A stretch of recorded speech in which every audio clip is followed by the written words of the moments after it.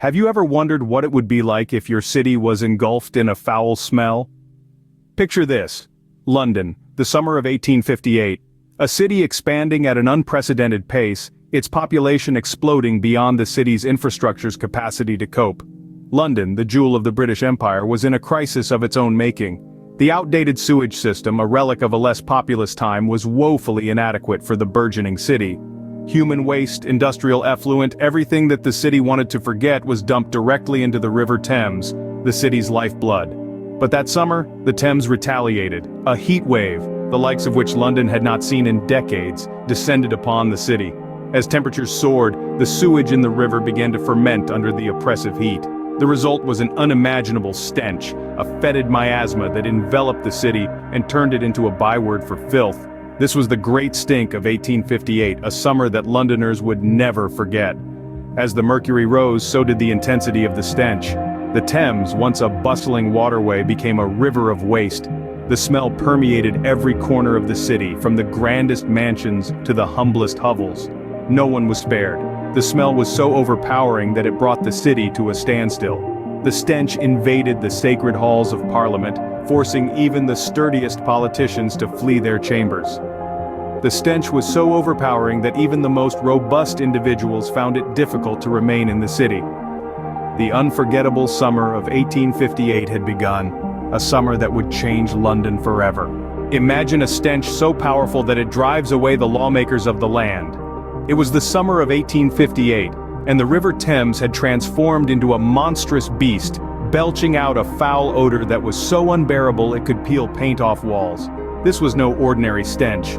It was a monstrous aroma, a fetid miasma that infiltrated every corner, every brick and every cobblestone of the grand city of London. The Great Stink, as it came to be known, was not a mere annoyance. It disrupted daily life, turning the simplest tasks into Herculean challenges. The smell seeped into homes, shops, and public buildings, tainting every breath with its nauseating presence. The streets, once bustling with activity, became ghost towns as people barricaded themselves indoors, seeking refuge from the repugnant air outside. But the Great Stink was not a respecter of persons or places.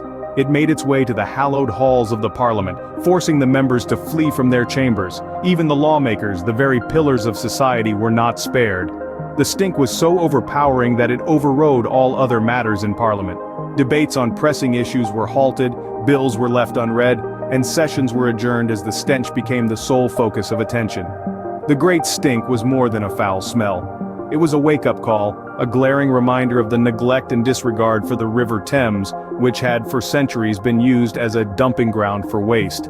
It was a problem that had been ignored for too long, and now it was demanding attention in the most pungent way possible. The Great Stink had the power to bring the city to a standstill and force immediate action from the government. This was no longer an issue that could be swept under the rug or masked with perfumes. It was a crisis that needed immediate resolution. And so, the stench that had once been a bane became a catalyst for change.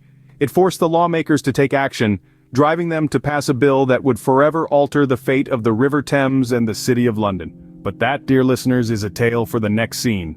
When a city stinks, its people speak up. And speak up they did. In the heat of that unforgettable summer of 1858, the stench from the River Thames was not just a physical nuisance, it became a symbol of public outrage. The citizens of London had had enough, and they were ready to make their voices heard. The situation had become so unbearable that it caught the attention of the media. Newspapers and periodicals began to report on the intolerable conditions, amplifying the voices of the disgruntled public. This was a stink that could not be ignored, and the media became a crucial ally in the fight for change. But it wasn't just the newspapers that played a role in the public outcry. Prominent figures lent their voices to the cause as well. Among them was Michael Faraday, a respected chemist and physicist. Faraday was so moved by the plight of his city that he penned a letter to the Times newspaper, highlighting the dire state of the river and urging for its restoration. His words were powerful, painting a vivid picture of the Thames as a river of filth, a cesspool that was once a source of pride for Londoners. Faraday's letter was a rallying cry, a call to arms that spurred others to action. His impassioned plea resonated with the public, galvanizing them to demand change, and so the public outcry grew louder and the media attention more intense. The stench from the Thames was no longer just a nuisance, it was a symbol of the city's neglect, a testament to the need for reform. The people of London had spoken and their voices could not be ignored. The Great Stink was not just a foul odor, it was a call to action. This was a pivotal moment in London's history, a time when the city's citizens stood up and demanded change. And as we'll see, their cries did not fall on deaf ears. When a city stinks, it's time to clean up. And indeed, London was in dire need of cleaning up. The stench was a clarion call to action. Parliament, unable to ignore the issue any longer, passed a bill to refurbish the River Thames. The task was monumental, but it was a necessary measure to restore the city's dignity and health. Now, you might wonder, how does one refurbish a river? Well, the key was to stop the river from being a dumping ground for the city's waste. This meant the construction of a new sewage system, a project that was both groundbreaking and ambitious. London's new sewage system was designed to collect the city's waste and divert it away from the Thames. It was a vast network of tunnels and pipes, an underground labyrinth constructed to reclaim the river from the clutches of filth. But the refurbishing of the Thames didn't stop there. Alongside the sewage system, embankments were built. These embankments served two primary purposes. First, they confined the river to a narrower channel, preventing it from overflowing and spreading the stench across the city. Second, they provided a cover for the new sewage system, hiding the city's waste from sight and smell. These reforms were a game changer. They drastically improved the cleanliness of the River Thames, transforming it from a cesspool of waste to a flowing body of water. But more than just cleaning up the river, these reforms also had a profound impact on public health. By eliminating the river as a source of disease, waterborne illnesses in London were significantly reduced. So, amidst the foulness and filth, the Great Stink triggered a revolution in sanitation. It forced London to confront its waste disposal problem head-on and to come up with solutions that were innovative and effective. It was a turning point in the city's history, a moment that marked the end of the old, stinky London and the birth of a cleaner, healthier city. The Great Stink, in all its foulness, paved the way for a cleaner, healthier London. And that, my friends, is the silver lining in this stinky tale. Every revolution has its heroes, and the revolution of sanitation was no different. Enter Joseph Bazalgette, the chief engineer of London's Metropolitan Board of Works, and the brain behind the city's sanitation transformation. Bazalgette was a visionary, a man who saw beyond the filth and stench of the Great Stink, and envisioned a cleaner, healthier London. He was tasked with the monumental challenge of designing and implementing a comprehensive sewage system for the city. Bazalgette's plan was innovative, ambitious, and entirely unprecedented. He proposed a vast network of underground sewers that would collect the city's waste and divert it away from the Thames. The plan also included the construction of embankments along the river, serving as a double-edged sword, confining the river to prevent overflows and serving as a cover for the new sewage system. But the journey from plan to implementation was fraught with challenges. From securing funding to overseeing construction in a bustling city, Bazalgette faced countless hurdles. But his determination was unwavering. Despite the obstacles he faced, Bazalgette pressed on, driven by the vision of a stink-free London. Through his tireless efforts, the plan was eventually implemented, giving birth to a complex and intricate sewage system that continues to serve London to this day.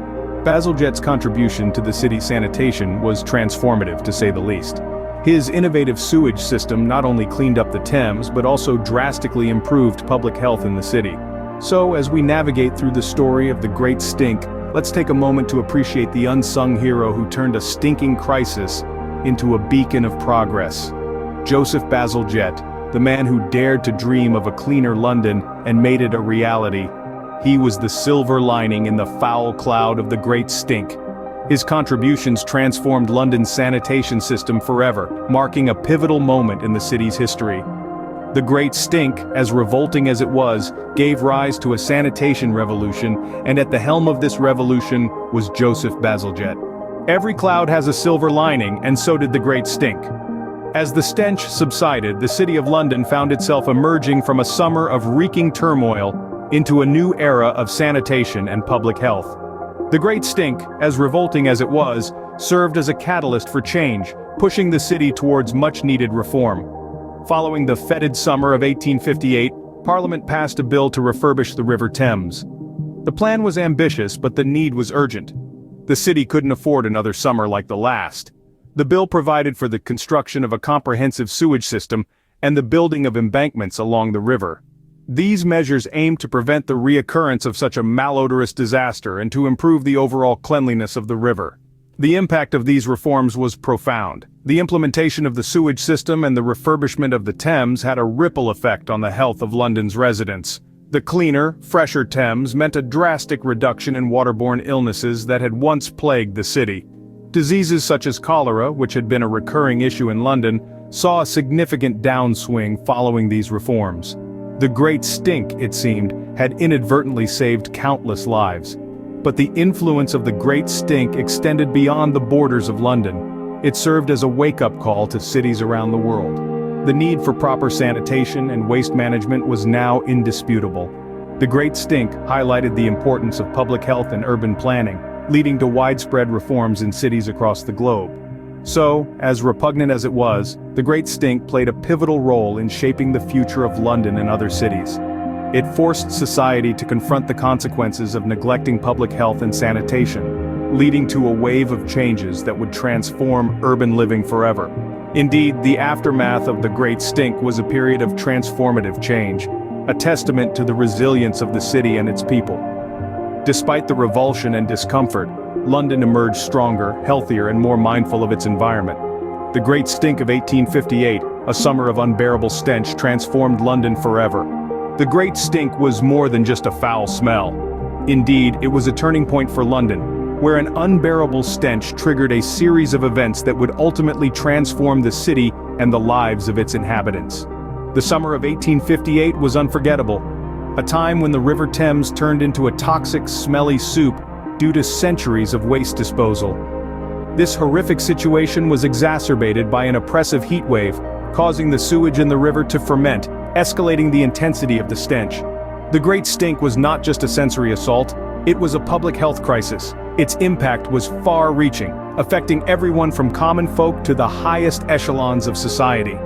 The situation became so dire that even the members of Parliament were forced to flee from their chambers, unable to bear the foul odor. But the Great Stink also sparked public outcry, media attention, and calls for action. It was the catalyst that forced society to confront the issue of waste management and sanitation.